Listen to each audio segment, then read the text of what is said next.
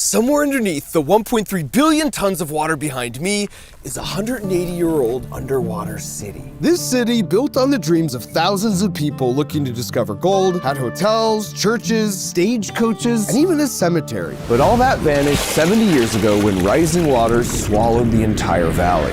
So today we came out here with some cutting-edge technology because I knew if we could locate the city, we might find some buried treasure. But what I didn't know is in the process, we would accidentally stumble upon some discoveries. What is that? That were way more incredible. Oh my gosh! I'm the king of the world! I'm about to go hop on a boat to attempt something, to make a video I've been wanting to make for over 6 years. There's just something about exploring the unknown. Like even at NASA when I worked there, we're exploring the unknown secrets of the solar system, but just right here on Earth.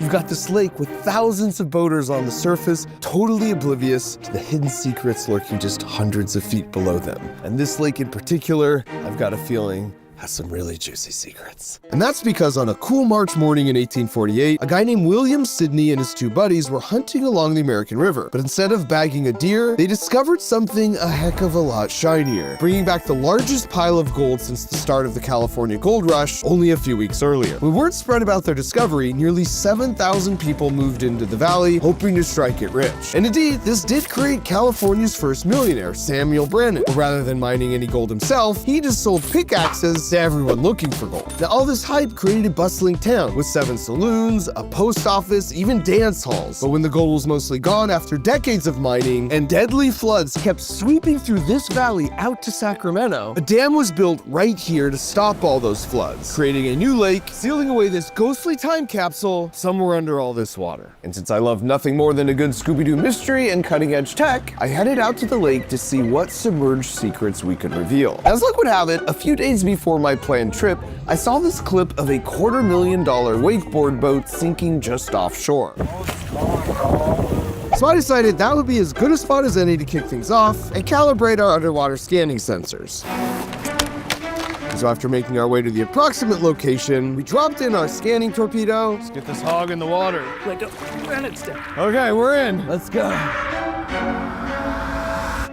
And nothing happened. I'm not seeing transmit on. But there's nothing a group of engineers love more than a problem that needs to be fixed. You might check those connections. The antennas are hooked up to the box, right? What about this one? And so after another 30 minutes of intense troubleshooting, what's the connection that's missing? We should have everything. We just turned the dumb thing off and on again. Oh wait, now I'm getting response. And then, of course, got our first hit. We got a signal. Since we already knew the boat's approximate location, after just a few minutes of scanning, Guys, we hit jackpot. we got something here. You got something? Might be the boat. You think it could be that ski boat? Could be. See the big shadow?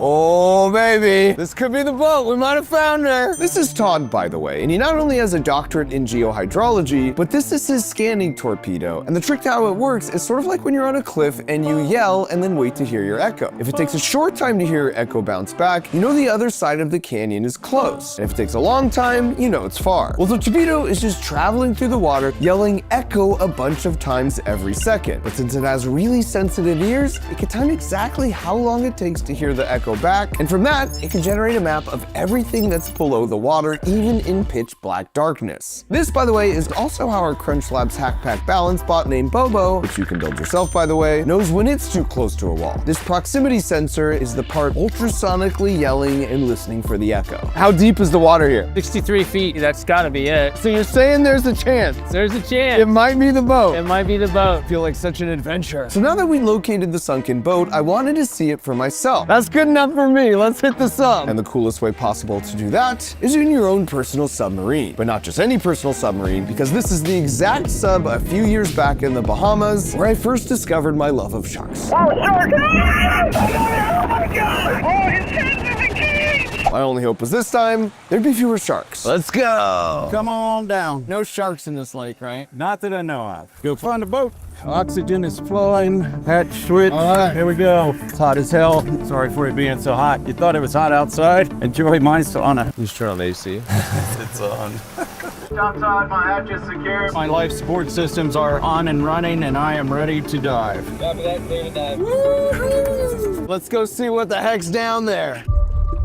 So you're the co-pilot. If you see something you don't like, Okay. tell me. If it looks weird, I need to know. see the vertical line on that thing? Just keep your eyes focused right on it if you could. Okay. I'm straight ahead. There's a line. You got it? Yeah, see it? Yeah. All right. Do you want me looking down to see if I see the boat? And sure enough, just as the sonar torpedo predicted, I see it. you see it? We found a ski boat. Oh, no way. Oh, we're gonna crash on it, man. Boom. That just snuck up on us. Holy cow. That's a sunken ship. Topside, we're at the boat. And a quick check of the registration number confirmed this was the exact boat that sank a few days earlier. That is an expensive boat. And these were the exact oranges that sank a few days earlier. So this thing's just chilling right on the bottom of the lake. Oh, a little fishy. We're swimming with the fish and the boat. Yeah. It's one of those super ski boats or something. Yeah, crazy. You wonder how it sunk. This is like the Lake Titanic. Oh, hold on. I just felt something. Did we hit the ground? Yeah, we're Bottom down. You can actually see the bottom. Oh, yeah. But I'm thrusting down to hold us. We're just chilling on the bottom of the lake bed now, right next to this sunken boat. And as you can see, after being underwater only a few days, the boat was absolutely covered in silt. And that's the main reason this lake is so good at keeping her secrets. The low visibility means things are really hard to find. For example, on January 1st, 1965, 2 planes collided above the lake, killing 4 people. And while one plane somehow limped its way to an emergency landing in a nearby airport, the other plane and its passengers plummeted into the lake, never to be seen again. Well, we've already found one sunken boat. Now we just gotta find the lost city. Topside, Nomad requesting permission to come up. Nomad, you clear to surface. Copy, clear to surface. Here we go, Mark. I see the surface. So cool. This is what uses our air, is every time we go up once and twice. How much air do we have to breathe? Breathing time's easy. Buoyancy time, we don't have a lot of. We technically have 4 ascents and descents. Really? Now this was news to me, but it turns out you actually have to calibrate a sub differently for freshwater versus saltwater, because saltwater is more dense, making the sub naturally more buoyant. But in freshwater, it has to utilize more air to make you float to get you back to the surface. And that means fewer up and down dives before you're out of air. Unfortunately for us, that means we've only got a few dives left on our mission to find an underwater city. As troubling as this revelation was, the good news, we found a boat! It's like a modern-day ship hunter. Because we now know we can find stuff with the torpedo sub combination. So we put the scanner back in the water to find our sunken city. I'm the king of the lake!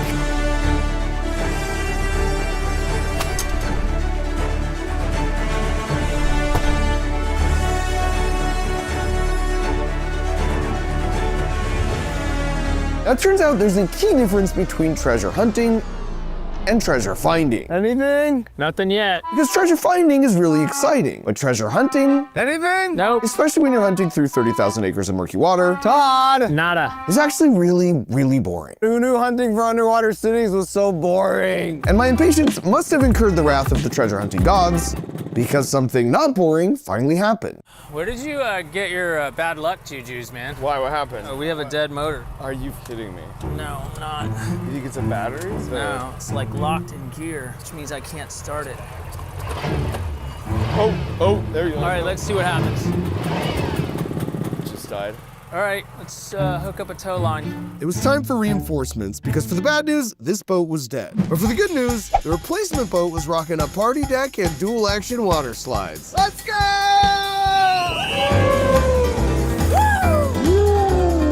Which meant treasure hunting was suddenly way more fun. If anyone was wondering, yeah, I do my own stunts. Woo! Anything, Todd? Todd! You got anything, Todd? And my persistence paid off. Anything? Because we finally got some good news. Hey, Mark, I think we found something. We got something. All right, check it out. There it is. Boom. No way. We had discovered an underwater bridge. Yeah, you can see the bridge support structures where it would have terminated into the old roadway. Now the bridge looks warped in these pictures, but that's actually because the scanning torpedo only sends those echoes off to the sides. So directly below, you'll always have a blind spot. And since the blind spot was right in the center of the bridge, that could only mean one thing. That's right below us right now. Yep, that's it. I think it's time to hop in the sub. The thinking was, if we found the bridge, we would find the lost city. Room for one more? Welcome aboard. I got the hatch. So I was all in on using our second dive to find it. Let's find a bridge. But the captain was having some worries. This is murky water. Yes, it is. And the language he used really got across how dire the situation was. Maybe trees down there. Ah, trees. Yeah, me no likey trees. But it turns out trees were a pretty big worry here, because again, this wasn't an ordinary lake. It's more of an underwater forest, which means if the sub were to get snagged in the branches of one of these underwater trees, we could get trapped with no way to make it back to the surface while our air just runs out. So with trees on the mind, we set off on our third to last dive. Whoa. And it starts to get dark. Wish we were in clear water. Being on Tree Watch seemed easy, then I saw how murky things got as we descended down. But it was hard to stay nervous when the colors were changing so beautifully around me. Let's go. We're right on the edge of it, Mark. Get all lights on, man. We can't even see anything. Wow, this is so surreal. Looks like we're on a green screen. I need all eyes, bro. I'm looking straight down, straight down. Look everywhere. I was laser focused, even if I couldn't even tell if we were moving at all. Are you hovering or are you going down still? Well, now we're still going down. And I was pretty sure the coast was clear beneath us. Until I wasn't. Because the sub hit something, and I just hoped it wasn't what I thought it was. We had contact. Roger, stand by. And I don't want to give too much away, but a recurring theme of this video is failure and overcoming failure. And that's a skill studies show that can be taught. Did you see that? And that's why I created Crunch Slabs, because toys that are too simple are boring, and toys that are too hard are frustrating. But some toys, like all the ones we build here at Crunch Slabs, are the perfect balance of challenging and super fun. And the best part is they come every month right to your porch, and we build them together with an exclusive video where you get to learn the incredible real-world science that makes them work. So with the holidays coming up, if you want the perfect gift to give or receive, just go to crunchlabs.com or use the link in the video description where to say thank you. We're giving away 2 free boxes as a holiday special. Now back in the sub, we'd hit rock bottom. Like, what do? Go straight up? We appear to be on a bridge beam. Where? Oh! Which was actually, no way, the best case scenario. We're literally on an underwater bridge right now that's sunk and lost to the world. Cars can no longer drive on this bridge, but in the submarine, we're like cruising along. We're literally on a guardrail right now. Visibility is really low, so it's kind of precarious, but we're getting closer to the city. Now down in the sub, visibility was once again pretty low because of all the sediment in the water. But we were still able to perform some up-close scans of the structure, and when we combined that with the mesh from the scanning torpedo, we came up with a predicted bridge structure that looked something like this. And later on, after doing some further research, we discovered an actual picture of the bridge from when the lake waters receded from a bad drought a while back. And as you can see here, we were pretty much spot on. Since the bridge most likely led to the underwater city, we knew we were closing in on the target. But after returning our efforts back to scanning, we stumbled across something completely unexpected. Oh, look at that. Wait, is that a plane? I think it could be. Fuselage? You can see the height, because look at the shadow cast. We have 2 shadows here that are sticking up high. One could be the tail, and one could be the motor. Look how different it looks than the rocks, right? These look really natural. That looks very man-made. Looks to me like this is perhaps part of a wing. No way. Yeah, that's what it looks like. Now, what was really interesting about this discovery is if you recall from earlier, there was that plane that vanished into the lake 60 years ago with 4 people on board. And even though their family tried for years to find them, partially due to the extreme murkiness of the water, they were never to be seen again. So you're telling me we might have just accidentally discovered a wrecked plane on the bottom of this lake? Yes. What? Does that happen? It happened today. We gotta go check it out. How deep is that? This is about 220 feet. Wow. That depth would be our deepest dive yet, and since we only had 2 dives left, we decided to continue on looking for the lost city, figuring that once we found it, if we had a dive to spare, we'd have ourselves a bonus airplane. And our persistence paid off, because not long after, we got these scans back from a location the historic records indicate the city would most likely be. So it was back in the sub to take our second to last dive straight into the city. Topside going down. I feel like I want to put my seatbelt on. At first, I was just excited to get my eyes on the city. Are your lights on? That's it. But soon enough, as we descended deeper and deeper, and the glass in front of me stayed just as empty, I started to get worried about whether or not I'd even find the city. freaking terrible, isn't it? Yeah. We're running out of time, too. Yeah. We were right where the town was supposed to be, but after searching as hard as we could, Come on, I'm done. This is worthless. We're coming up. We're finished down here. Copy that, we're to surface. we came up empty-handed. Now, what we were hoping to see would be something similar to this, based off first-hand descriptions of the town and some historical photos from the time, where you'd see one of the 4 saloons with a piano still inside, a general store with the pickaxes from Samuel Brandon, California's first millionaire, but instead what the scan revealed were just the foundations of the buildings that looked like this, because it turns out there was a massive fire that ripped through the entire town, destroying all of the buildings, which was a super critical missing piece of information that in hindsight would have saved me a lot of time and money. So while our hopes of finding a super cool town were officially dashed, we still had that plane scan giving us a glimmer of hope of not leaving the lake with just a bridge and a ski boat. The only challenge was it was at the deepest part of the lake, which made me pretty nervous knowing we only had enough air for one more dive. Topside, my safety briefing is complete. My life support systems are on and running, and I am ready to dive. Ready to dive. Hatch switch. All right, here we go. Let's go see what the heck's down there. And so with the dive underway, I was really hopeful we were about to close the book on a 60-year-old mystery, giving the families the closure they deserved. And while keeping a lookout for something cool, I saw something that definitely wasn't. It's okay that water is dripping down? Yeah, it's just water. Don't worry about it. It's just water, don't worry about that, he said. Put it over here. I kept my eyes open and hoped the captain was right, and that this was completely normal. We just need some pressure on that hatch. Come on. Get that dynamic. All right, I trust you, Captain. More water dripping down, but that's supposed to happen, right? Yeah, sure. But as we dove deeper, it was clear something was very, very wrong. I'm not nervous. This is the home stretch, but as long as we find the plane, the whole trip would be worth it.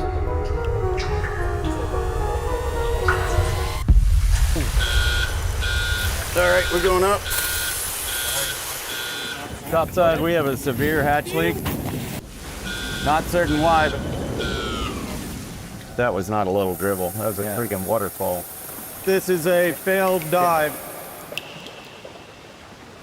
Now, the best part about being an engineer is failure is part of the process. In fact, you almost embrace it because it forces you to rethink your approach and come back with something even better. You develop resilience, which means you can always find a backup plan. And I'm happy to report that today was no exception, because this was my secret weapon of last resort. Essentially an underwater remote-controlled robot scuba diver that can visit the plane for me while capturing scans and sending back a live video feed in the process. So while I wouldn't be seeing the plane with my own 2 eyes, our friendly robot was gonna lend me hers. So with a sub out of commission and the robot in the water, our underwater expedition all came down to this. I knew our chances of success were extremely slim in these super murky waters, in part because there were no backup plans remaining. Oh, don't crash.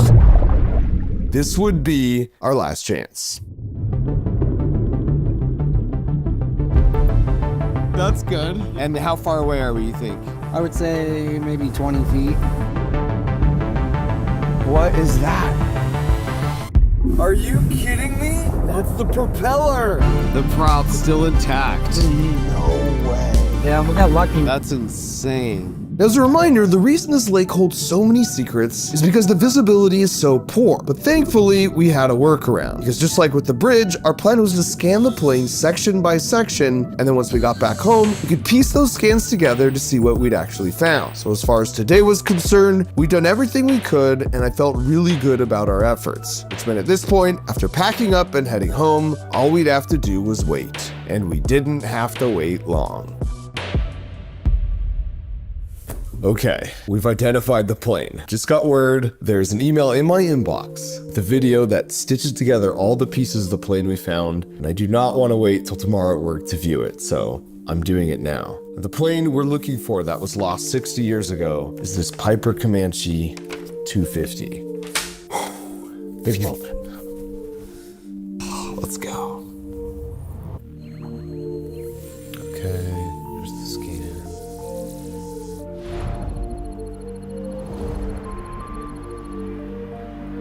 Dang it. What? It doesn't look like this. It's close. What did we find then? And as it turns out, after doing some additional research, this is an LA-4 180, which matches perfectly with the reports of this exact model of waterplane sinking here in 1986. And fortunately, in that case, everyone made it out safely before it went down. And honestly, this felt like a win to me, because after powering through all the challenges the lake had thrown at us, I still got to make some pretty remarkable personal discoveries, and the lake got to keep her one final secret. At least for now. Learning how to embrace failure as the quickest way to figuring something out is what it means to think like an engineer. So if you want to strengthen that resilience muscle while having a ton of fun along the way, go to crunchthoughts.com or use the link in the video description, where we're currently giving away 2 free boxes as a new subscriber special.